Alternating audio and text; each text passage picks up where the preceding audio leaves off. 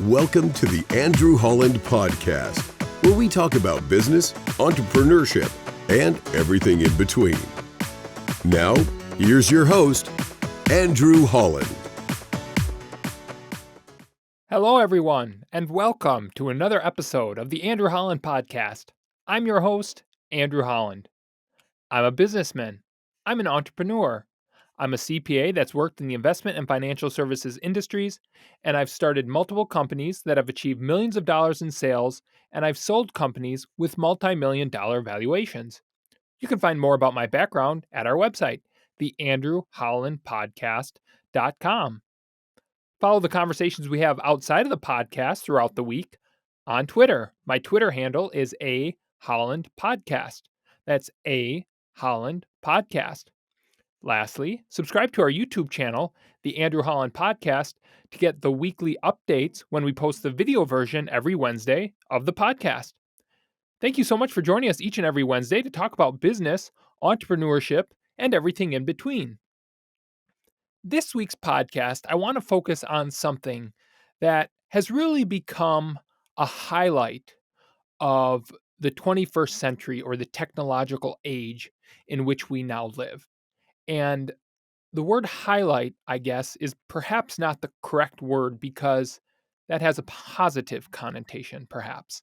This is something that I see that I struggle with, and I see many business owners struggling with, and quite frankly, so many humans in their individual lives. And that is the death spiral of comparison. Now, what do I mean by that? In this day and age where so much is online, so much of who we are and our entire lives are posted on the internet, and many people are doing it, whether it's on YouTube, TikTok, Facebook, choose your platform. People are telling everyone about everything in their lives, personal, professional, and everything in between. And while I think it's important, especially for certain platforms like LinkedIn is probably one of my favorite platforms, really don't use Facebook, never been a fan. I think that in seeing what it's done to the youth of America, and quite frankly, throughout all of the generations in America, my personal opinion is that it is far more a hindrance or a disadvantage than the advantages that it presents. That's specifically on Facebook. I would say the same thing with TikTok. YouTube, I would say, is in between. And again, these are just my personal opinions, obviously. LinkedIn, I like because it keeps it relatively professional. You have a lot of privacy or security control over, and it's focused on the business realm. The reason I bring this up is because I myself, and I think many of us just as humans struggle with this, but in business, it's extremely important to recognize when you have fallen into the death trap or the death spiral of comparison. Everything that we see out there, we tend to believe. Now, that's not specifically true, but we want to believe, meaning, in general, it used to be the case, going back to Walter Cronkite, for example, using the media. When you heard what Walter said, you believed him. You didn't have to do your own fact checking. You didn't have to wonder, well, does this individual have a political bias or an agenda or an ulterior motive? In this day and age, you always have to be asking that. And the reason that's important when it comes to comparing yourself to others is we've got a society where everything online, and quite frankly, it's starting to be in real life, is so curated that it's so far from reality. Whether it's the appearances, whether it's looks, whether it's personalities, whether it's the truth of a particular story and what actually happened, you have to question almost everything in this day and age. And that makes it so extremely and challenging because the majority of us are just living our daily lives, raising our families, trying to be decent citizens, God fearing individuals, hopefully. And always having to wonder whether what you're reading or what you're watching or what you're listening to is whether it's true or there's an ulterior motive can be very exhausting. And it makes it very hard to arrive at the truth and determine what the actual facts are. Why is this important to business and entrepreneurship? Why do we care? This is important because the comparison aspect or the death spiral of comparison can be very, very dangerous in business, and it can be very, very destructive, not only to the business itself, but to you as an individual running the business, to you as your employees, to your business partners, the toll that it can take mentally on you and in the decision making capability or the decisions that you make in your business. So, I want to focus on number one, why is this important? Why am I doing a podcast about the death spiral of comparison? Number two, I want to talk about how do you recognize it? How do you know if this is happening to you or maybe happening to one of your business partners or maybe happening to some of your employees or colleagues or friends? Because everything we're talking about, and this is often the case in this podcast, it almost always applies not only to our professional lives and to businesses, but also within our personal lives. And this one is particularly important on both fronts. And then lastly, I want to talk about how do you prevent it from happening to you? How do you prevent yourself and others around you, both again, personally and professionally, from falling into the death spiral of comparison? And I, as a human, am guilty of it. So let me give you an example of what I mean. When we were in the garbage business, probably year 3 or 4, I was constantly comparing ourselves to our other local competitor. And anytime I would see one of their containers at a new home versus ours, it would almost make me angry or frustrate me. And one day, my business partner Jeff told me, "Why do you care so much? Why do you compare yourselves constantly to them? Just know that, obviously you want to be aware of what your competitor is doing, but what they're trying to accomplish may be different than what we're trying to accomplish. Just focus on what we're doing. If we know that we're doing the things that we need to do to achieve what we want to accomplish to be successful, and we'll talk more about that word success because it's very subjective. Don't focus on them. Don't worry about it. You're spending all this energy and getting frustrated and it sets you back." And that was really great advice from my business partner. And I had to realize and kind of check myself and say, you know what? That's true. Every time I see this roll off container from a competitor or this garbage receptacle at someone else's house where I want it to be ours and it's our local competitors and I get frustrated, I'm wasting a lot of energy as opposed to saying, okay, I wonder what they did to get that versus us and turning it into positive energy. And so, why is this important? Because in business, there you can quickly fall into that death spiral of comparison where what you're doing when you're comparing yourself is not resulting in a positive outcome or a positive thought process, but rather it's resulting in an extremely negative and toxic mentality, one that prevents you from seeing clearly, thinking clearly, and taking actions that allow you to accomplish the goals that you are trying to accomplish in your business. So, why is it important to think about this and to be mindful of it? Because it can be one of the biggest inhibitors of you accomplishing your goals and achieving your definition of success if you don't stop it where it starts. If you're constantly spending mental energy looking at another business or comparing yourself to other businesses and saying, why are they successful and we're not? Or what's going on? Or what are we doing wrong? You've got to cloud out those thoughts. Now, this concept of falling into the death spiral of comparison is not to be confused with knowing who your competitors are, studying your competitors to understand what are they doing differently than you and is it working or is it not working? And as opposed to using the information you garner from that in a negative way and basically using it for negative thought processes, use it for positive thought processes. I find it very helpful to see what our competitors are doing and say, okay, they've accomplished something that's important to me and something I want to accomplish. How do they do it? And so in looking at them and learning from them, that helps me understand what we could be doing differently. It also helps you understand where your advantages in business may be versus theirs. And so comparison in and of itself is not bad. But what we tend to do in this society, and I see it so much in people's personal lives, especially with this fake online curated personas that are out there, especially with the youth of America, they're comparing themselves to their peers. How do I look? How do they have such a successful relationship? What am I doing wrong? And that leads to a very, very, very dark and ultimately dramatically sad ending. And I think that this concept, and I don't use the word death spiral literally, but actually it is resulting in that in a lot of our youth. And you see the suicide rates skyrocketing. And I believe, and the studies seem to indicate, that it is because of this new technology and this constant comparison of ourselves to others.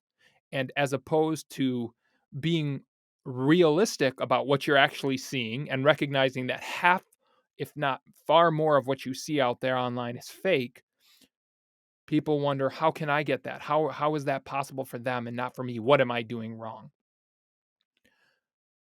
The other reason why this is important and why it can be very dangerous for business is because if you try to accomplish someone else's goal, or if you try to be something that you are not, it can ultimately result in the demise of your company. A few perfect examples are the BlackBerry versus the iPhone and the Android phone. For those of you who have been around long enough, you remember what the BlackBerry is. And in the 2006, 2007, 2008, 2009, everybody in business had a BlackBerry. And when the iPhone came along, and I think that was around 2007, 2008, I don't remember exactly, BlackBerry basically said, well, they're focused on the consumer. We're focused more on a business oriented model. So our business model is focusing on the demand from businesses. And so they compared themselves and said, well, our business model is just different. That comparison and their inability to have more foresight and look at the fact that consumer demand would ultimately drive what businesses would want led to their demise.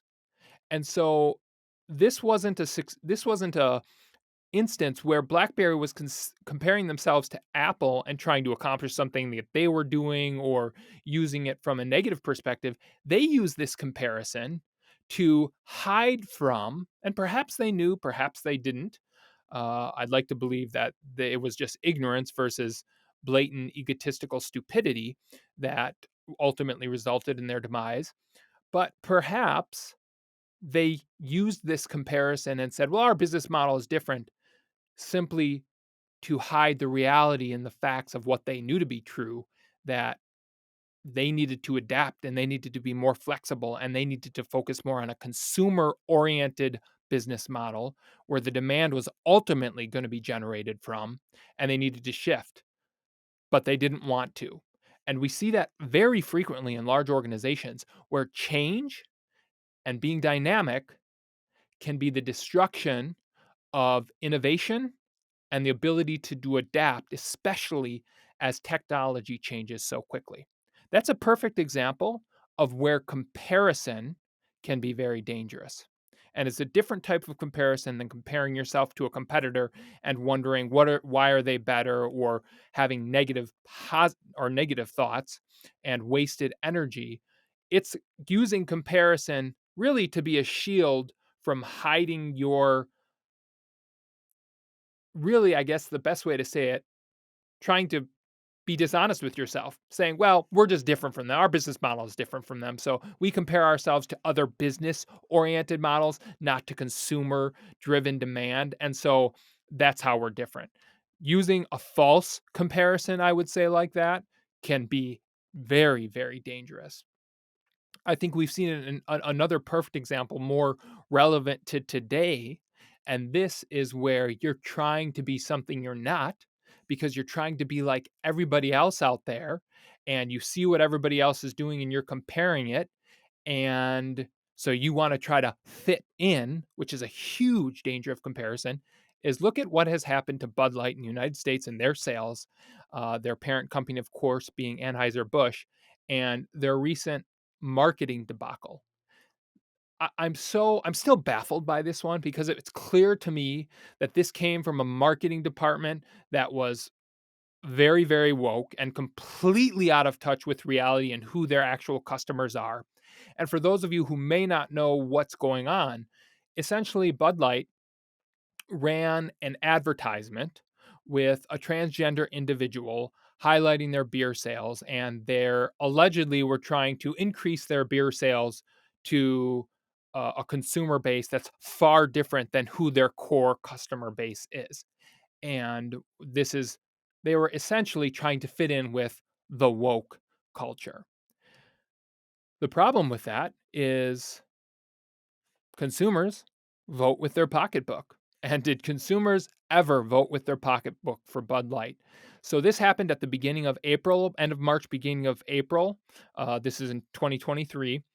And their sales basically have been down since this incident almost 30% week over week from the same period last year. 30%. Now, can you imagine having a company and making an incredibly just stupid move to try to fit in and to be something that you're not and something that your consumer base is not, just to appeal to some idea of woke culture, or I don't even know. It's so completely confusing to me because anybody that drinks Bud Light knows the history of Bud Light, understands their consumer base, and I'm not even I never worked for the company, don't even know anything. I could have told you this was a completely blatantly foolish, destructive idea. So for the week ending May 20th, their sales volume, so the units they sold, were down almost 30% according to some estimates, week over in that week compared to the previous week last year. And their revenue was down 26%. Now, when this first happened, the global CEO, I think his name is Michael, I don't remember the last name, of Anheuser-Busch, said, well, Bud Light sales, which is a US, really a US brand. I'm sure it's sold internationally. I don't know that much about it, but a US brand. Anheuser-Busch, of course, being a global company and selling under multiple different brand names, said, well, that decline only represents about 1% of our sales. And I thought, what a stupid response to something that ultimately could be an incredibly destructive force to the company overall. We don't know where this is going to land. What I do know is that this is a perfect example of when you try to compare yourselves to others and you try to be something that you're not and you try to fit in, how destructive that mentality can be. And they're going to continue to pay for this for some time. As I said, we don't know where this is going to ultimately end up, but this is a perfect example, real world example in real time of what can happen, how that death spiral of comparison can move very, very quickly. I think we've highlighted a lot of the reasons why it's important to recognize when this is happening. Or excuse me, why it's important to just be aware of this concept. And if you are in business and you are looking at your business and you're analyzing your business, it's important that you take a step back. And when you do comparative analysis, which every business needs to do, both with your competitors, both within your industry, both globally, that comparison is utilized for that which it should be utilized, and not utilized in a negative manner as I utilized it in your 3 or 4 of the garbage company. And instead of saying, okay, let's analyze. So they got that house. What can we do differently so next time we get that new house? But I let it frustrate me, and I let it basically spend a lot of my energy, um, in a negative fashion versus focusing on, okay, what can I learn from this and how do we move forward? And we'll talk about how you prevent this and a little bit later. So, once you've identified that it's important, how do you recognize it? Well, I think we all know if we're honest with ourselves and if our businesses are honest with themselves. And I think this is an important conversation to have with colleagues, with your business partners, if you have business partners, and quite frankly, in your personal lives with others around you. Um, and so many of the things we read, again, I've talked about this many, many times. This person went from rag to riches, and the almost human nature is, boy, how did they do it? Or why am I not doing that? Or what are they doing that I'm not doing? And it's again that negative mentality. I think you can recognize it pretty quickly if you're honest about it. If you read a story, I had it's interesting because I had to basically, and this is a struggle on a weekly basis, if not a daily basis, I would say as business owners, just as human beings in this culture. Uh, I had an email come through earlier this week about a potential opportunity in the real estate world, and my immediate reaction was thought. It changed my mood, and I'm saying this as a negative thing. And I had to say, "What is wrong with you, Andrew? First off, you should be happy for this individual if this opportunity is before them versus being jealous or envious. And second off, you have no idea what the reality of the situation is. You don't know if this is a good investment. You don't know if it's a bad investment. You've done no due diligence. And here you are automatically making assumptions that here's this great business opportunity that's happening to someone else and it's not happening to you. I mean, just so many foolish thoughts ran through my mind. And I had to take a step back and recognize this is number one, not healthy. Number two, you're making all of the assumptions based on complete illusions, potentially knowing nothing about the situation. And I walked myself back and said, okay, yep, you know, that's human nature. It was human nature for me. I think it's human nature for a lot of people. And I think that's sad. I think sadly, we are sinful as humans, and our human nature, we constantly have to fight against those automatic reactions. And it's sometimes challenging when you see other people successful around you to be happy for them versus jealous. And I think it's important to recognize when you are having those types of thoughts. And again, whether personally or professionally in business. And for me, it almost always tends to be on the business realm, seeing another business and saying, boy, am I doing something wrong or what's going on? We things don't happen overnight. And I've talked about these documentaries and the books you read.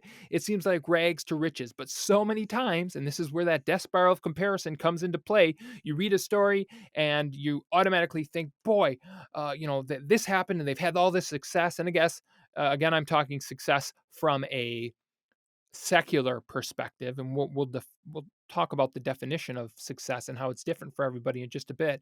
But you see the success of others, you make all these assumptions, and as opposed to being happy for them and wondering and learning from them, our natural human nature often tends to be a negative emotion of either envy or jealousy or some other uh, inappropriate, quite frankly, human reaction. And so the first way to recognize it is to understand it's important, acknowledge it, and then you'll see it. You'll see it all the time. Whether you're seeing other relationships, maybe you're struggling in your personal relationship and you see something online and people are so happy in their relationship, or it looks that way, and you're like, oh, what are we doing wrong? Forget about that. Stop comparing yourself to other people. God has made us all unique individuals. Everything is different. There are so many facts and a lot of circumstances that you have no idea about. And so many times, the comparisons we're making, we're comparing false illusions to our reality. And that's the struggle with what's going on in the internet. Is so much of what you see or hear on the internet is fake. It's interesting. I was reading a story the other day, 25 photos that have been posted online of what the actual photo looked like when it was taken versus what you see online because of all the photo manipulation and editing. And this particular article focused on nature scenes. And it was just a stark reminder. And part of the reason that I'm doing this podcast of be very careful what you see. And so there were some amazing photos, whether it was in Switzerland or I don't remember what countries they were, but they showed what the unedited raw photo looked like versus the edited photo that was posted online. And of course, the edited photo was vibrant and the water was incredibly clear. I'm just thinking of one particular photo out of the 25 that were on there, but this applied to all 25. And it was like, wow, I want to visit that place. And really in the real photo, it was a very hazy, cloudy day. The water was relatively murky. Still beautiful nature photo, but not the vivacious, vivid color that the altered, edited photo that you saw online was. And that's a good reminder of so many things that we see in this day and age of technology. So if you're making these comparisons and you're making all of these assumptions that what you're seeing or hearing or viewing is real, you've lost the game. You need to step one, recognize it's either altered, edited, there's an ulterior motive, or there's something behind the scenes that are completely out of whack with what reality is. I think I've shared this story on the podcast before, but I'll share it again because it's a perfect example of exactly what we're talking about. My brother and sister-in-law had walked into a Cold Stone Creamery, and they exhibited what ostensibly was a boyfriend and girlfriend getting ice cream. And they had just gotten their ice cream, and they sat down, and the lady had the phone, and she was like, "Oh, they took a picture and made happy and smiling, and everything was wonderful." The second the phone went off, there was no talking. They looked grumpy. It was looked like they were miserable. And so what everybody sees online was, oh, just an amazing day to get ice cream together and everything's wonderful. And as soon as that phone was turned off, reality was there. And so that is a good reminder for all of us. Number one, why do we feel this sense and why this is a kind of a rhetorical question, but something to think about. Why is our society so obsessed with posting fake realities of ourselves and of our businesses on the internet? Does it make us feel good? Does it I have no idea what it is, but to me it's a huge sign of insecurity and we're seeing it more and more and more across all generations, but particularly with our youth, and I think it's very destructive. But I don't understand that fascination, but I think it's important for us to remember that that's exactly what is happening. So how do you prevent this? Bringing it back to the business world, how do you prevent this from happening? We talked about why it's important to recognize that it's a real thing. H- Uh, how do you recognize it? But most importantly, how do you prevent it? And I think you do it through a couple of things. One of the reasons we compare is because we're always measuring ourselves against our competitors, or we're always measuring ourselves against some goal or metric. I think because we all want to be successful. I want to talk about that word success, and I think that's where you can really have an impact on eliminating you'll never, I don't believe, eliminate the natural uh, human emotion sometimes of jealousy or envy, but you can certainly fight against it. And I think that's recognizing that someone else's success or what they're trying to accomplish or the journey that they're taking is far different than what your business might be trying to accomplish or you personally or professionally might be trying to accomplish. So if you're comparing yourself to someone else's definition of success versus a definition for yourself, you're going to fail every time because you're going down someone else's path of success, not your own. And I think it's really important to recognize that. Some people define success in monetary means. And sadly, I think the majority of American culture is so focused on the monetary side of things. And the definition of success is based on how big is your wallet and how big is your pocketbook. But if you take a step back and you look at just how successful that measure of success is, there's obviously something that we're missing. As I've talked about, religion is very important for me.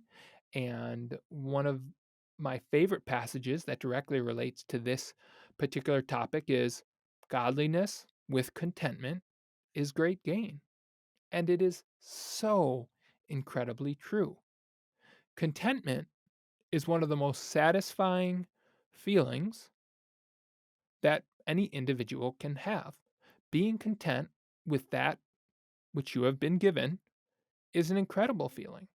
But in this culture of wanting more and needing to achieve more and constantly measuring yourself against the next person from a monetary perspective, that can be very hard to remember.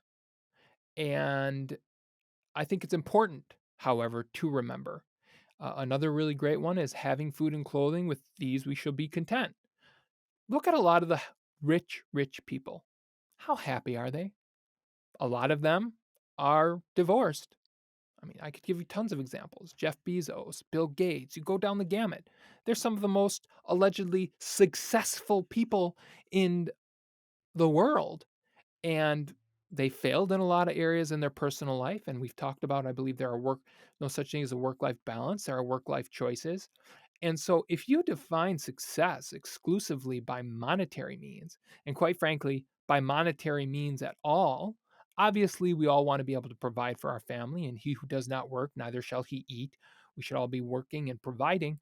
Um, but we're talking about extreme amounts of wealth. And again, so much of our society is focused on that, gaining more and more and more. And it's a very unsatisfying, unfulfilling hole that it leaves. Because what you often find is the more people make, the more they want. And that is as far from contentment as you can be. And so, some of the happiest people in the world, I was just talking to one of my colleagues that works in our coffee shop. She did a study abroad in Ecuador, and she lived with them for about 10 days in the forests where they live, where they have to pick berries and fruits and they have to hunt for their own food and they build their own little tents and they live what we would consider a very primitive lifestyle. And she said it was incredible how little they had and how happy they were. Think about that. In our society, when we're constantly comparing all the time, oftentimes the size of our wallets is how we're defining success in the American culture.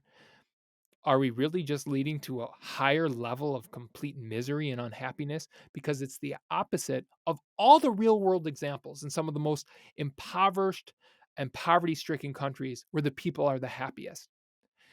And so I've gone a bit off to say measuring your definition of success or measuring yourself against someone else's definition of success, and quite frankly, your measurement of success being focused on money is going to lead to a very unfruitful, very unfilling hole and gap.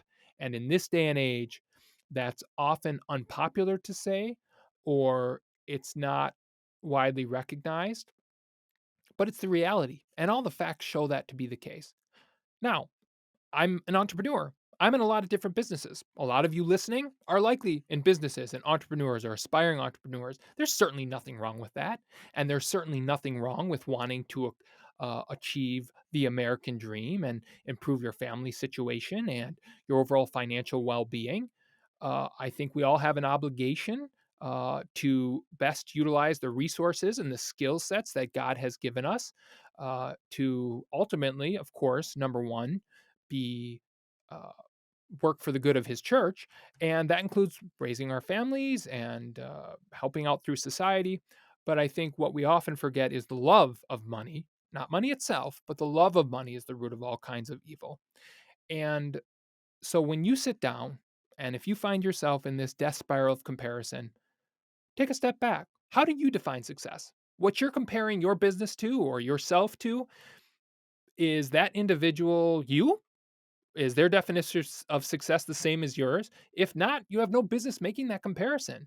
It's not fruitful, it's not productive, and it's really quite pointless. So, what does success look like for you and for your family, secularly speaking? If we were talking, obviously, non secularly, that's a whole nother topic. But secularly speaking, uh, what does success look like for you? Then define the goals. Define the goals that you want to accomplish that will help you achieve that measure of success. I often find that in the past, I've done a poor job of defining goals. But as I mature and I get older and I realize what's important in life, and it's certainly not money, but there's always this inherent desire to accomplish more things. And uh, the hope is along with the hard work there'll be an increase in your financial means so you can provide for your family, maybe take a little bit more time off, have a little bit more freedom.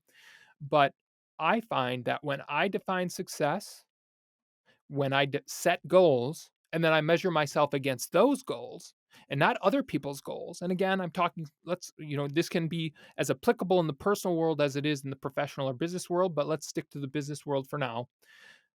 That is when I am most likely to prevent myself from falling into the death spiral of comparison in a negative way. And I think if you think about what you're trying to accomplish with your business and you define success, have a short-term plan, 6 months to 1 month, have a long-term or a medium-term, 5 years, and then have a longer-term plan, 10 years to 15 years. You define what success looks like for you. You set goals so that you can measure yourself against them along that path, and then you actually measure yourself against those. That's going to be the number one way you prevent yourself from falling into this trap of comparison, negative comparison. And it seems logical, and it is. But given our human nature, it's often really, really hard to do. But those are 3 easy steps that you can take in your business and, quite frankly, also in your personal life to prevent yourself from falling into the death spiral of comparison. And if you do, recognize it and say, okay, I'm comparing myself. In the example that I compared or talked about earlier, I compared myself to a competitor.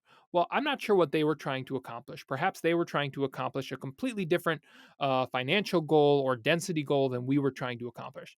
And quite frankly, what ultimately happened in that scenario, and this goes to prove the point, when you compare yourself to other individuals and you don't even know what they're trying to accomplish versus what you're trying to accomplish, or necessarily that what they're doing is going to ultimately be successful, is that competitor was growing their commercial base on the back of their residential base. So when I had talked about seeing a garbage can in front of a house and having that frustrate me as opposed to using that for positive analysis, they had to grow their residential customer base because on the commercial side, so providing a little bit larger dumpsters to businesses, they were bleeding money. And so they inherently had I let's say that we had taken that same approach, we had to have had that house versus we were growing both sides of the business quite profitably, both the commercial and the residential side. So we didn't need to have as many residential customers as they did.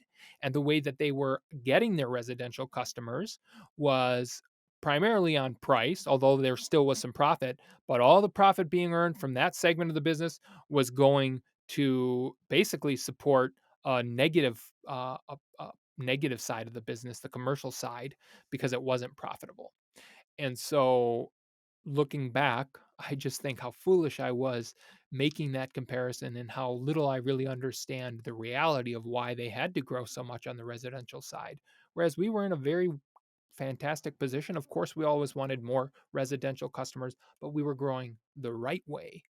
And that's a perfect example of how when you sometimes compare yourself, it's a false reality and you don't understand all the facts or circumstances of the situation. Well, that's all the time that we have for this week's podcast. Think about in your personal life, in your professional life, in your business life, do you find yourself making these comparisons that lead to negative wasted energy, that lead to you making decisions on behalf or for someone else as opposed to for yourself or for the success as you've defined it in your business? Have you set goals for yourself, and are you measuring yourself against those goals so that you can prevent yourself from making those comparisons? I often find that those comparisons are made, and we make them in business when we haven't set goals and we're not measuring ourselves against something that we've set. So we measure ourselves, as is natural, human nature, to compare ourselves. We want to measure against something to see whether we're making any growth or success. I think everybody wants progress, and so it's natural for us to measure. And if you don't have goals that you're measuring yourself against, you're naturally going to measure yourself against other people or other businesses, and that's a very dangerous path to take. As always, this podcast is only as good as we collectively make it. If you have feedback on this week's podcast, examples of where you fell into maybe the death spiral of comparison, or where you've seen it, or where you've used comparison for a positive light. And again, it's important to note that comparing yourselves to others in business can be very positive, as long as it is done so in a manner in which the results are the outcome and the mentality is that of positivity and analysis for self-improvement versus self-destructive thoughts and basically putting it in a poor context. So if you have those examples, share them. Follow me on Twitter, Holland Podcast. We'll have conversations about this throughout the week, as well as many other business topics. Email me on our website, theandrewhollandpodcast.com. Share your story, share your thoughts. If there's guests that you want me to have on that we haven't had on, if there's ideas that you want to add to this topic, please do so. Lastly, subscribe to our YouTube channel, The Andrew Holland Podcast. We, of course, have the video version of this every single week, as well as the audio version, which you can find on all the different podcasts, wherever you find them, Apple Podcasts, iPhone, Spotify, etc. Our YouTube channel is The Andrew Holland Podcast. Lastly, this podcast, sometimes we talk about financial things, sometimes we talk about legal things. Don't take anything you hear on this podcast or any other podcast as the ultimate gospel truth. Always make sure that you are consulting the appropriate professionals in your area for your specific situation. Thank you so much for joining us this week. Have a great rest of your week, and we'll talk again next Wednesday. Thank you for listening to the Andrew Holland Podcast. Be sure to visit our website, theandrewhollandpodcast.com, for additional content on business, entrepreneurship, and everything in between. Subscribe to our YouTube channel, The Andrew Holland Podcast, to get notifications when new podcasts have been released. And lastly, follow us on Twitter, Holland Podcast. That's Holland Podcast, for all the conversations we're having outside the podcast. Thanks again so much for joining us this week. Have a great day, and we'll talk again next week.